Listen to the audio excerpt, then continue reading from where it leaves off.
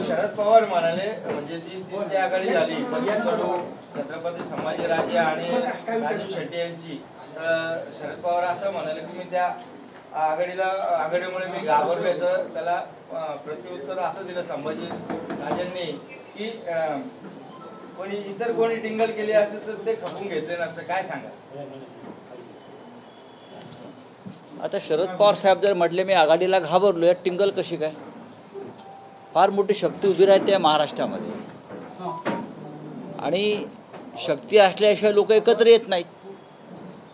जशी आमची महाविकास आघाडी आहे, 3 प्रमुख पक्ष एकत्र आहेत, काँग्रेस, राष्ट्रवादी काँग्रेस, शिवसेना, शेतकरी कामगार पक्ष, समाजवादी पार्टी, CPIM. हे आघाडी झाल्यावरच महाराष्ट्रामध्ये भारतीय जनता पक्षाचा म्हणजे मोदींचा पराभव आम्ही करू शकलो. जेव्हा अनेक लोक एकत्र येतात, आघाडी होते, तेव्हा नक्कीच एक शक्ती निर्माण होते. आणि जेव्हा पवारसाहेबांसारखी व्यक्ती, राजकारणातली धुरंधर व्यक्ती, त्या नव्या शक्तीची दखल घेऊन एक मत व्यक्त करत आहे, त्याला मी टिंगल मानत नाही. कारण शरद पवार हे अत्यंत गंभीरतेने राजकारण करणारे नेते आहेत. साहेब, दुसरा प्रश्न असा आहे की सावंतवाडीमध्ये केसकरांविरोधात अमोल कोल्हेंनी आज काहीतरी वक्तव्य केलं. जाऊ द्या, तिकडल्या इथे कुठे विचारता, सोडून द्यावं, तिकडलं बोला. मला जो विषय माहित नाही तो मी बोलणार नाही. मला जो विषय माहित, ठाकरे गटामध्ये चूक आहे, काय सांगा? असं कोणी सांगितलं? चर्चा चालू आहे. ते चर्चेला कशी उत्तर सर, आप आज मालेगांव आए, आपका क्या आयोजन था मालेगांव आने का और आगे का क्या आपका ये रहेगा पार्टी को तोड़ने के लिए? आपके पास में अभी 2 उम्मीदवार नजर आ रहे हैं मालेगांव पर. बात ऐसी है कि मालेगांव में पहली बार मैं नहीं आया हूँ. मालेगांव में हमारे पार्टी के उपनेता अद्वैत यानी आबा हिरे जी चुनाव लड़ने वाले हैं. मैं कल धुलिया में था, अभी जलगांव जाऊंगा, नासिक में था. पूरे उत्तर महाराष्ट्र एक ऐसी जगह है कि जहाँ ज़्यादा से ज़्यादा उम्मीदवार महाविकास आघाड़ी कर चुन के आने में हमें तकलीफ नहीं दिखती. पूरा जो माहौल है उत्तर महाराष्ट्र का, वो महाविकास आघाड़ी के साथ दिखता है. उसमें मालेगांव भी है. इस बार मालेगांव के आमदार जो है वो हमारे आबा हिरे होंगे. आप देखिए, शिवसेना के आमदार होंगे, महाविकास आघाड़ी के आमदार होंगे. तो अगर हम यहाँ चुनाव लड़ने वाले हैं, तो हम यहाँ हमारा आना जाना रहेगा और 2 महीना बाद में तो उनको ही देखना है सब यहाँ. मला माहित नाही तुम्ही काय म्हणताय, बोलिए. अभी जो हालात महाराष्ट्र में और पूरे मुल्क में बनाए गए, जानबूझ के दंगा हो जाए, हुजूर सल्लल्लाहु अलैहि वसल्लम के नाम को ये करना. देखिए, दंगा, देश भर में दंगे करना, जहाँ चुनाव है उससे पहले दंगे करना, यही एक कुछ लोगों की एक स्ट्रैटेजी रही है. हम लोग मानते हैं कि इस देश में डेमोक्रेसी है. लोग आपको चुनकर देते हैं 5 साल के लिए. आप 5 साल विकास करिए, लोगों के काम करिए, देश की सुरक्षा करिए और उसके ऊपर मत वोट मांगिए. लेकिन 10 साल का अनुभव ये है कि सब हिंदू मुसलमान करना, जात और धर्म के आधार पर दंगे करना, और बाद में ये खतरे में, वो खतरे में, वो खतरे में, हिंदू खतरे में. अरे आप तो इतने बड़े हिंदू हृदय सम्राट बने हैं ना अभी, तो हिंदू कैसे खतरे में आ सकता है? उसका मतलब है आप नकली हिंदू हृदय सम्राट, आप नकली हिंदुओं के नेता. तो आपके राज में अगर हिंदू खतरे में है तो आप इस्तीफा दे दीजिए, हम देख लेंगे क्या करना है. बोला आपला काय प्रश्न आहे? म्हणजे काय असं ते कुठे आमच्याकडे काय त्यांनी उमेदवारी, म्हणजे ते कुठल्या पक्षात आहेत बंडू काका? मला नाही भेटले. उद्धव कोणाला भेटले? हा, मला, हा, त्यांचे चिरंजीव मला आत्ता भेटले. त्यांचे चिरंजीव मला भेटले. त्यांच्याबरोबर कार्यकर्ते होते, त्यांनी माझ्यावर फोटो काढले. त्यांचा एक कार्यक्रम झाला, त्या कार्यक्रमाचे फोटो दाखवले. पुढे काय उमेदवारीबद्दल बोलते? पण त्यांनी उमेदवारी मागितली आहे का? हो, ते बोलले. कोणत्या पक्षात आहेत ते? दिल्लीवर आल्यानंतर आता ते कोणत्या पक्षात आहेत तुम्हाला माहिती आहे का? मला माहीत नाही. ते शिवसेनेत आहेत का आणि राष्ट्रवादी कोणत्या शिवसेनेमध्ये आहेत? त्यांनी आपली भेट घेतल्यानंतर असं सांगितलं पत्रकार. मला ते तुम्ही जे म्हणताय ते फोटो देखील त्यांनी सांगितलं. मला ते होतो बघा, ही जी पत्रकार परिषद तुम्ही बोलवली ती या एका व्यक्तीसाठी बोलवली नाही आहे. नंबर 1, ते बंडू काका बच्छाव दिल्लीमध्ये आले होते. अचानक आले. ते म्हणाले मी बंडू काका बच्छाव, मी मालेगावातून आलो आहे आणि मी इच्छुक आहे. त्यांचं म्हणणे आम्हाला बोलवण्यात आलं. अजिबात नाही. दिल्लीमध्ये कशाला कोण बोलवे? 2दा मालेगावचे मुख्यमंत्री यांचा दौरा. अहो, दिल्लीमध्ये आमची तिकीटं फायनल होत नाहीत. आमचे पक्षप्रमुख हे मुंबईत राहतात, मातोश्रीवर असतात. सगळा महाराष्ट्र मातोश्रीकडे जातो. दिल्लीमध्ये शरद पवार साहेबांच्या पार्टीची तिकीटं कन्फर्म होत नाही. दिल्लीमध्ये शिंदे गटाची तिकीटं कन्फर्म होतात. दिल्लीमध्ये अजित पवारांची तिकीटं कन्फर्म, कारण त्यांचे बॉसेस दिल्लीमध्ये आहेत, आमची नाहीत. आमचे शिवसेना पक्षप्रमुख हे मुंबईला आहेत. त्याच्यामुळे आमचा संपूर्ण काम पक्षाचं मुंबईतून चालतं. साहेब, आरक्षणात 50% जी मर्यादा आहे ती राज्यसभेत लोकसभेत वाढवणार असं राहुल गांधी म्हणाले.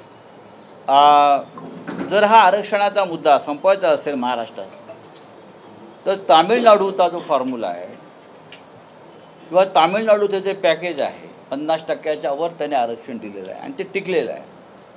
आणि त्यासाठी या राज्याचे मुख्यमंत्री जे खोटं बोलत आहेत रोज, या राज्याचे 2 उपमुख्यमंत्री रोज खोटं बोलत आहेत आणि सगळ्यांना हळद लावत सुटलेले आहेत. तुलाही देतो, तुलाही देतो, तुलाही देतो. त्यांच्या हातात काही नाही आहे. हा विषय नरेंद्र मोदींच्याच हातामध्ये आहे, केंद्र सरकारच्या हातामध्ये आहे, पार्लमेंटच्या हातात आहे. त्याच्यामुळे या विषयावर चर्चा दिल्लीमध्येच होईल आणि आम्ही सगळ्या भूमिकेचे आहोत. जे राहुल गांधींनी सांगितलं, जे परवा माननीय शरद पवार साहेबांनी सांगितलं की आरक्षणाची मर्यादा वाढवून हा विषय संपवायला पाहिजे. शिवरायांची जी विचारधारा आहे तीच काँग्रेसची विचारधारा आहे असं राहुल गांधींनी म्हटलं. मग शिवरायांची विचारधारा ही राष्ट्रहिताची विचारधारा आहे. त्याने एक राष्ट्र घडवलं. काँग्रेस पक्षानंही देशाच्या स्वातंत्र्य काळात जे कार्य केलेलं आहे ते राष्ट्र घडवण्याचंच कार्य होतं. आणि पंडित नेहरू या देशाचे पहिले पंतप्रधान ते मनमोहन सिंगपर्यंत जी प्रक्रिया आहे राष्ट्र घडवण्याची, तर काँग्रेसचं योगदान नक्कीच मोठं आहे. साहेब, गाव तेथे शिवसेना हा नारा दिला जातोय. गाव तेथे शिवसेना हा नारा दिला जातोय. मग नव्यानं जुनी शिवसेना म्हणजेच ठाकरे सेना.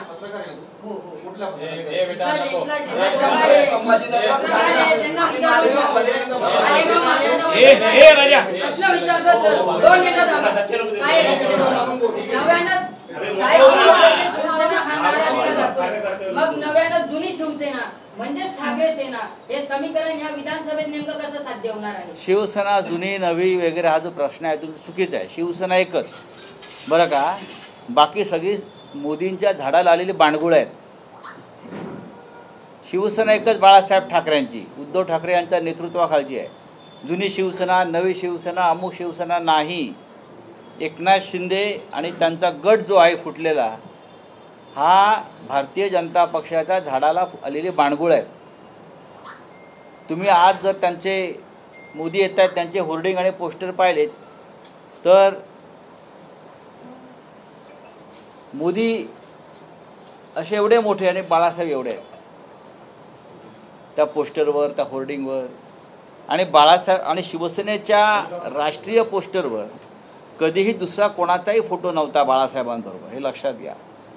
आज त्यांचे एक नवीन सेनापती आहेत, त्यांचे फोटो लागतात.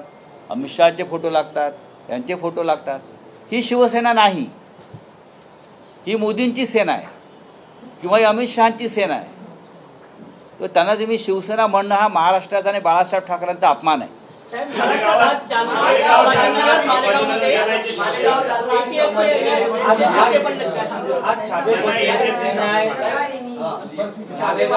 आणि औरंगाबादमध्ये आज एनआयचे छापे पडलेले, काय सांगाल? निवडणुका आलेल्या आहेत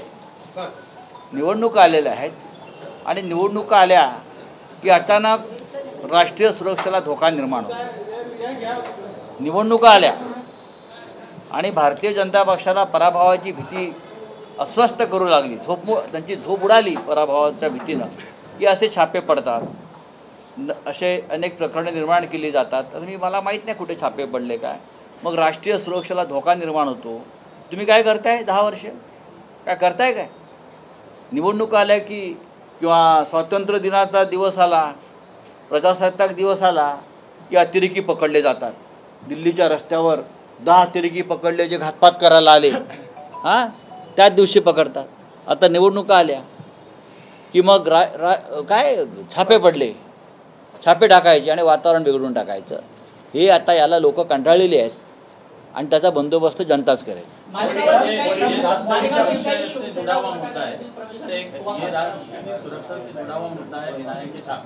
फंडिंग है, टेरर है, तो इसको यानी इलेक्शन से पहले किया जाता है, यानी वो लोग मजाक कर रहे हैं या फिर? मैंने कहा कि जब चुनाव आता है और चुनाव में हारने का डर पैदा होता है तो अचानक राष्ट्रीय सुरक्षा का मुद्दा सामने आता है. हमने बार बार देखा. बाद में अचानक चुनाव के बाद मुद्दा गायब हो जाता है.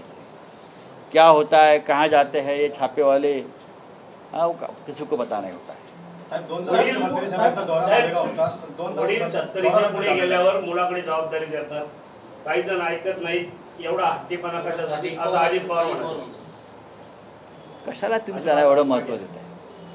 आजही माननीय शरद पवार साहेब बघा, हा घरातला मुलाचा आणि बापाचा प्रश्न नसून राज्याच्या देशाच्या नेतृत्वाचा प्रश्न आहे. मग हे जे हा सल्ला आहे अजित पवारांनी मोदींना द्यावा. हा जो सल्ला आहे जे शरद पवार साहेबांना देत आहेत तो त्यांनी 75 वर्षाच्या मोदींना द्यावा. मोदी पण थकलेले आहेत. मोदी थकले आहेत. मोदींना आता काही गोष्टी सुचत नाहीत, आठवत नाहीत. रोज जे खोटं बोलत आहेत ते काल काय बोलले तर आज आठवत नाही, सांगत नाहीत. हा सल्ला अजित पवारांनी हा मोदींना दिला पाहिजे. मोदींचं वय सुद्धा 75 झालंय. नरेंद्र मोदी म्हटले की ड्रग्सच्या पैशातून काँग्रेस सरकार आणायचं. काय नरेंद्र मोदींनी आता महाराष्ट्रात सांगितलं काय ड्रग्सच्या पैशातून महाराष्ट्रात काँग्रेस सरकारचा असं आहे की मोदींच्या गुजरातमध्ये मुंद्रा पोर्टवर जो अडाणीचा पोर्ट आहे तिथे गेल्या 5 वर्षामध्ये 38 लाख कोटीचं ड्रग्स पकडलेलं आहे. 38 लाख कोटीचं. हे ड्रग्स इराण, अफगाणिस्तानसारख्या देशातून इथे आलं. अजूनपर्यंत त्या पोर्ट्सवरती कारवाई झालेली नाही. महाराष्ट्रामध्ये जे राज्य आहे ते भारतीय जनता पक्षाचं राज्य आहे आणि ललित पाटीलसारखे लोक जे पकडलेले आहेत त्यांचा सरळ संबंध शिंदे गटाच्या लोकांशी आणि भारतीय जनता पक्षाच्या लोकांशी आहे. काय कोणावर काय कारवाई केली? मी मगाशीच म्हणालो ना की मोदींचं वय 75 झालं आहे आणि त्या वयाचा परिणाम आता दिसतोय.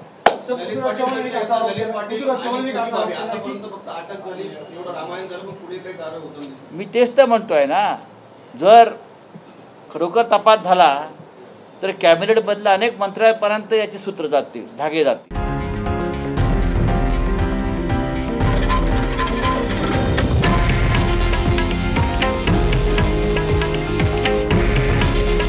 हे आहे देशातील नंबर 1 न्यूज नेटवर्क आणि आपण पाहत आहात TV9 मराठी. काळजी तुमची, हित महाराष्ट्राचं.